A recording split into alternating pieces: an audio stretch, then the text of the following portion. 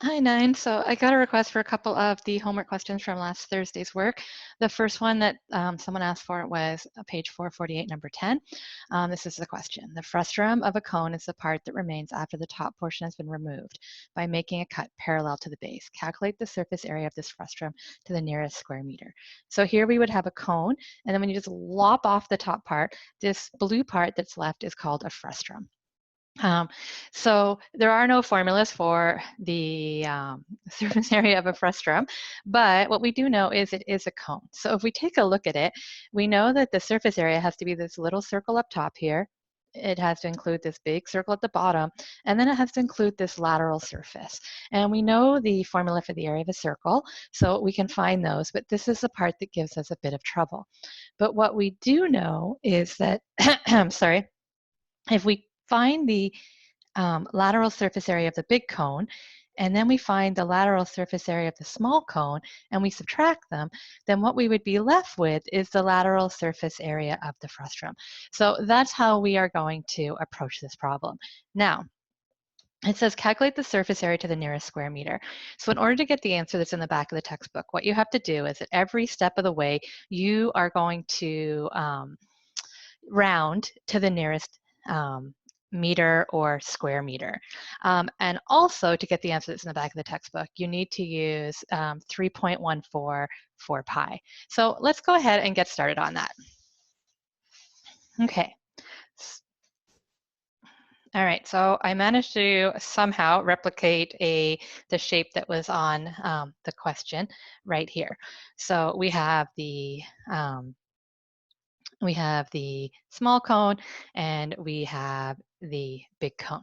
So in order to find the surface area, so we know that the surface area of the lateral surface is pi rs. So if we find the lateral, I'm just going to call it ls for lateral surface of the small cone. So that's going to equal pi times the radius of the small cone times the slant height of the small cone. So let's see what we have here. Well, we have the radius. We know that's 1 meter, so I'm just going to write that over here. The radius of the small cone is equal to 1 meter. We have the height of the small cone, which is 2 meters. So the height of the small cone is equal to 2 meters. But what we're missing is the slant height of the small cone. So we're going to have to go ahead and calculate that.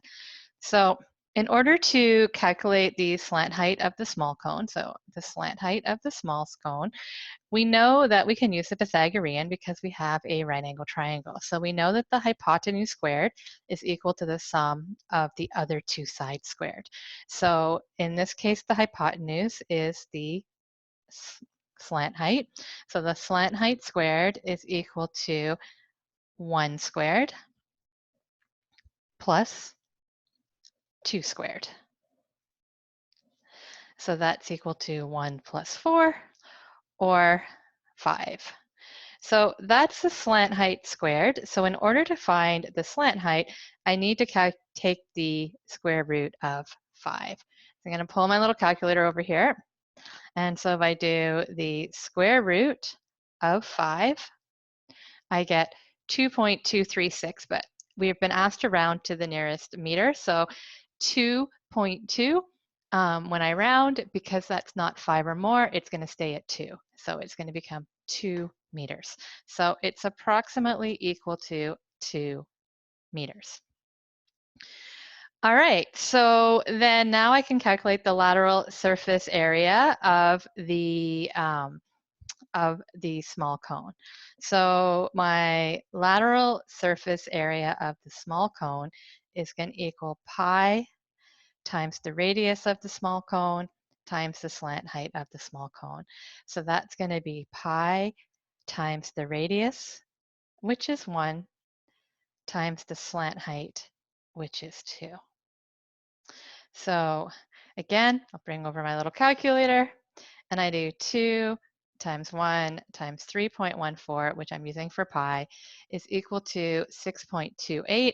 And I'm going to round that down to, or sorry, I'm not going to round it down. I'm going to round now. Is it going to be 6 or is it going to be 7? We took a look at the number after. The number after is 2, so it's going to stay at 6. So then my lateral surface of the small cone is approximately equal to 6 meters. So that is the small cone taken care of. So now what I'm going to go ahead and do is I'm going to go ahead and figure out the lateral surface area of the big cone. So the now again, in order to do that, I need to figure out some information. So I'm going to write down what I know. Well, I know that the radius of the big cone, so the radius of the big cone is equal to 4 meters. And I know that the height of the frustrum is 6 meters, but I know that the height of the small cone is 2 meters. So then I know that the height of the big cone is equal to 6 plus 2, or 8 meters. So it's the distance from here to here plus the distance from here to here. So now I'm going to go ahead and I'm going to calculate the slant height of the big cone. So the slant height of the big cone squared, right? So again, I want my hypotenuse squared is equal to the square of these two sides. So my hypotenuse squared is equal to 4 squared plus 6 squared, which is equal to, oops, sorry. Oh my goodness. 4 squared plus 8 squared, the height of the cone. So the height of the cone is 8. The radius is 4. So 4 squared plus 8 squared, which is 16, plus 64, or 80. So that's the slant height squared. And I want my slant height, so I'm just going to take the root of 80. And again, when I bring the calculator over, I'm going to do the root of 80, and that is equal to 8.9. So now I'm either going to write 8 or I'm going to write 9. Because 9 is more, 5 or more, then this is going to round up to 9. So my slant height is approximately equal to 9 meters. So now what I want to do is I want to calculate the lateral surface of the big cone. Well, that's going to be equal to pi times the radius of the big cone times the slant height of the big cone.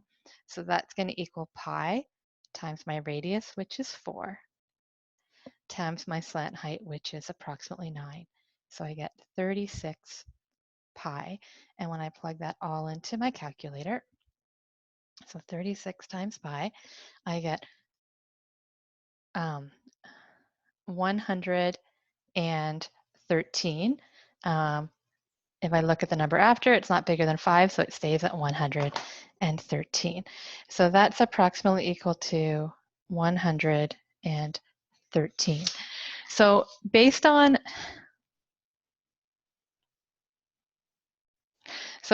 on this now, I want to calculate the lateral surface of the frustrum. So, oh, and sorry, just let me put units here. So meters squared. So I'm going to keep going here. So the lateral surface of the frustrum, so we're just going to call it F. So the lateral surface of the frustrum is going to equal the lateral surface of the big cone minus the lateral surface of the small cone.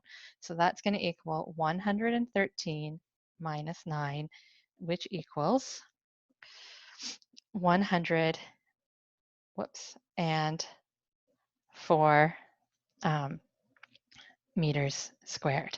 So now I know what the surface area of this part is. So now I need to figure out what the surface area of the large circle is and the surface area of the small circle. So I'm going to find the area then of the large circle. And so that is going to equal pi r squared, which is equal to pi times 4 squared, or 16 pi. And 16 pi is a, oh my gosh, you can't see any of that. I'm so sorry. Let's just let me quickly go over that. So the lateral surface of the frustrum is equal to the lateral surface of the big circle minus the lateral surface of the small circle. So it's equal to 113 minus 9, or 104. The area of the large circle is equal to, so this again being the large circle, is equal to pi r squared. So pi times 4 squared, or 16 pi. So if I bring my calculator over, I have 16 times 3.14, which is 50.2, or it rounds to 50. So I'm going to go ahead and do 50 meters squared.